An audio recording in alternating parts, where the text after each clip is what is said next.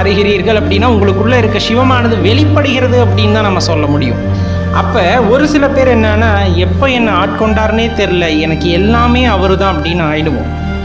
எங்கள் அப்பாங்க அப்படின்னு சில பேர் உரிமையாக சொல்லுவாங்க. சில பேர் அவர் என் நண்பருங்க அப்படின்னு சொல்லுவாங்க. நான் எதா இருந்தாலும் அவர்கிட்ட பேசுவேங்க அப்படின்னு சொல்லுவாங்க. அதே போல் சில பேர் பார்த்தா அதெல்லாம் எனக்கு சொல்ல தெரியாதுங்க, அவர் தான் எனக்கு எல்லாமே, அதை சொல்கிறதுக்கெல்லாம் எனக்கு வார்த்தையே இல்லை அப்படின்னு சொல்லுவாங்க. இதெல்லாம் உச்சகட்ட பக்தி அப்படின்னு சொல்கிறது.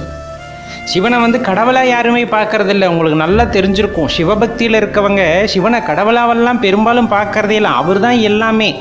ஏன்னா நான் தானே அவரை நான் எப்படி பிரித்து பார்க்க முடியும்? அதனால தான் என் தாயாக, தந்தையாக, நண்பனாக, காதலியாக, காதலராக, இது மாதிரி பல வடிவங்கள் அவருக்கு கொடுத்து வழிபடுகிறார்கள் சிவபெருமானை.